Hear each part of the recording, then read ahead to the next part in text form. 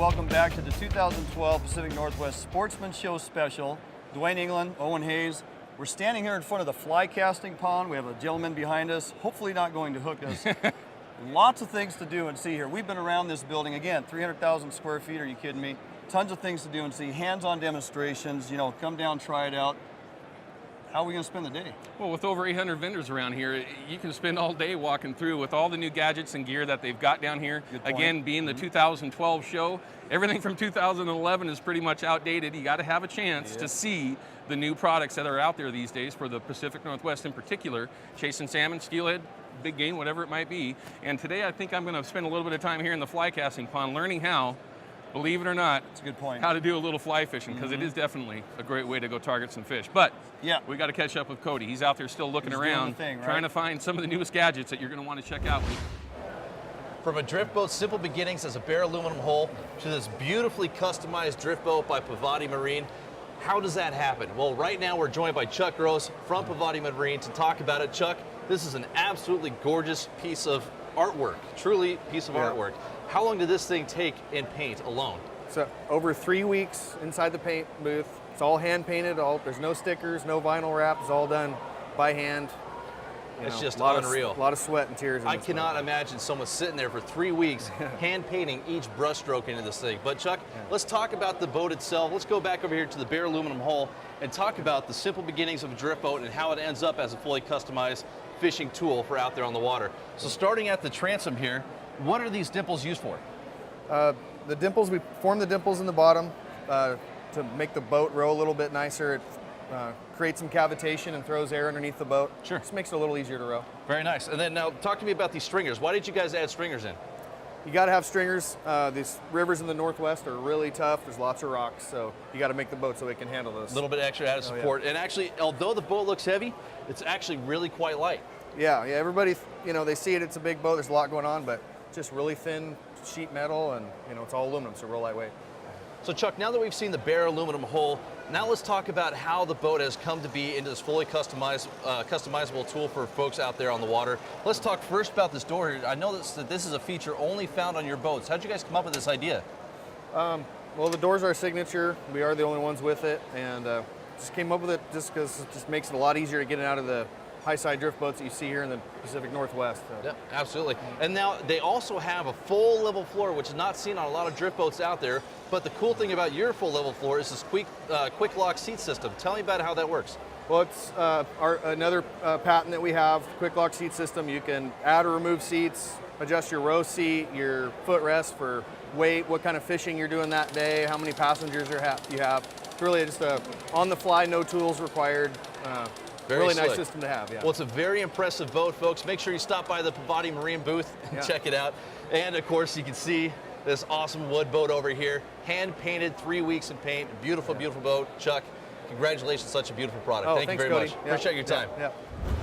So you're spending all day down here at the Expo Center for the Pacific Northwest Sportsman Show. You know what? You get hungry. There's a lot of places to stop and dine. This place is loaded with food, but I'll tell you something.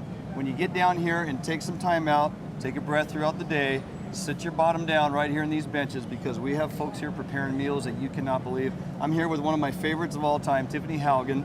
Thanks for stopping by and having some time with us. Yeah. We're going over birds and bulls today. Yeah, cooking game from birds to bulls. So. Cooking game from birds to bulls. So if I'm fairly new in the hunting realm and I've killed a few birds and they're stuffed in my freezer, or I got some meat in my freezer, not sure what to do with it, or I feel like I'm gonna mess up my recipe. No. After I talk to you, you're gonna go home, you're gonna defrost those birds, and you're gonna cook something awesome like Moroccan turkey stew. Moroccan turkey stew, is that what we're making today? Enchiladas, I'm doing that, and I'm also doing enchiladas. This is fallow deer. Yeah, we just had a butcher that taught a class here, taught a seminar, and there we go, now we're cooking it. So this is the type of information you get out here at the Sportsman Show. You're gonna learn how to get the meat off the bone of some game that you went out and actually took it upon yourself to kill. And you're gonna now take this meat and put it into some type of recipe, fallow deer enchiladas. There you go. I've never had that, but I would love to try it. The bonus for me, because you know how I am about food, it's kind of a running joke in my life, but food is fantastic. If I sit here and watch this, not only do I get to learn how to cook this stuff up when it's all said and done. I get to eat this stuff. There you go. Huh? Free samples. There's another seminar you're also doing today or tomorrow. You do both every day. Yeah. Birds to bulls and then camp snacks. Camp snacks and appetizers. And we're going to be doing some interesting things there. One of them are Vietnamese spring rolls, which you don't really think that's camping food. But after I teach you how to do it, it's easy and it's camping food. I'm thinking camp snacks. You know, you got s'mores and popcorn over a fire and maybe a hot dog on a stick. Now, how about cinnamon rolls, homemade cookies, fajitas, What and time are we spring doing that? rolls? We're doing that tonight at 7. Okay, so each and every day, Tiffany Haugen here at the Expo Center, different types of recipes, birds to bulls, camp snacks, you get it all, and you get to eat the food. That's the best part. Thanks so much for spending some time with us. Yeah. Outstanding. After the break, we head over to the Cowboy Fast Draw competition to shoot for bragging rights. Which host will remain standing? Stay tuned to find out.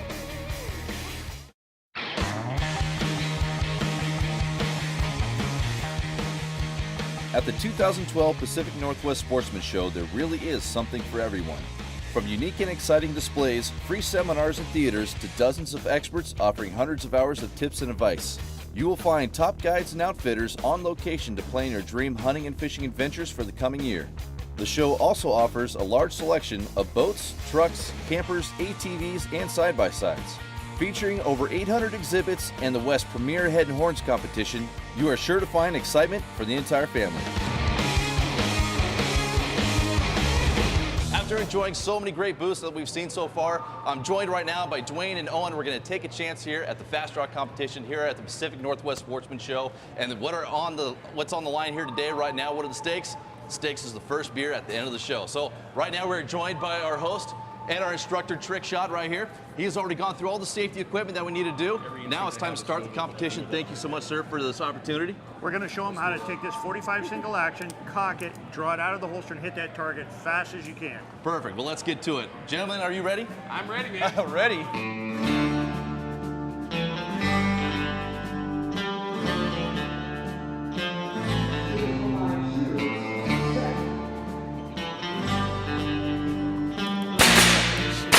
Beautiful, back in the holster. There you go. You guys ready? Who's gonna do it? Oh, you have to. Yep, you have to. All right. All right, everybody, we just finished up the Cowboy Fast Draw competition. Owen was the most consistent, but I was the fastest, which means Dwayne has to buy us the first round as soon as we get done here at the show. But now, it's on back out there to check out all the booths. Stay tuned. We got a bunch of stuff coming up here. Lucky, you're lucky. Oh, yeah. We're in the Next Adventure booth here right now talking about this fantastic opportunity to get out there on the water without having to spend an arm and a leg on a really nice boat that we've seen so far here at the show. Great boats are out there, but this is just another option for you folks out there. Michael, tell me about some of the options that we have here at the Next Adventure booth. Basically, here for the expo this year, we brought 5 different models to kind of give the customers walking through an idea of the different shapes and sizes of the kayaks that we have. First of all, on the very top, this is one of the newer kayaks. It is a 11-foot Revolution, very small, very versatile boat, very quick. And it's basically a smaller version of the 13-foot Revolution. A little bit more of an ocean seaworthy boat, holds its line very, very well. But again, this would be a little bit more of an upgrade just in size and speed over the 11-foot. Moving down, I have an inflatable Hobie kayak. This is good if you're living in a condominium or apartments or have limited space. Inflates or deflates down to the size of a medium-sized duffel bag, so extremely versatile. On the bottom we have the tandem the tandem Hobie, good for couples that maybe want to go out and explore the wilderness together. Bird watching, hunting, fishing, even guides are using them. Now tell me about the one that you have right here. This one just looks beautiful. This is by far the cream of the crop as far as fishing kayaks are concerned. Sure. This is called the Hobie Pro Angler. Pro Angler is, it's got a rating of 600-pound capacity, so I could really load this kayak down with a lot of gear. Also very popular on multi-day camping, fishing trips. Quickly go through a couple of the main features. Now this is what sets Hobie aside from any of the other kayak companies out there, and that is the Mirage Drive system. Basically, this is what moves me through the water with a little bit of front and back motion on the Mirage Drive, causes side to side, moving me forward through the water. Now to control my steering with this Mirage Drive, it's as easy as a left side rudder control that controls the kayak from a left and right motion while moving forward through the water. Extremely versatile, very comfortable seat. Another wonderful platform for just getting out and catching some fish. Absolutely, and so folks, make sure you stop by the Next Adventure booth. You can come out here and check out these fantastic Hobie kayaks. Great opportunity to get out there and chase some of the salmon, steelhead, and sturgeon out there without having to spend a lot of money on an aluminum or on a plastic boat. So make sure you stop by here again, folks, Next Adventure, and we'll see you here at the show. Coming up, we'll show you the latest and greatest in the world of baits and cures, right here at the 2012 Pacific Northwest Sportsman Show.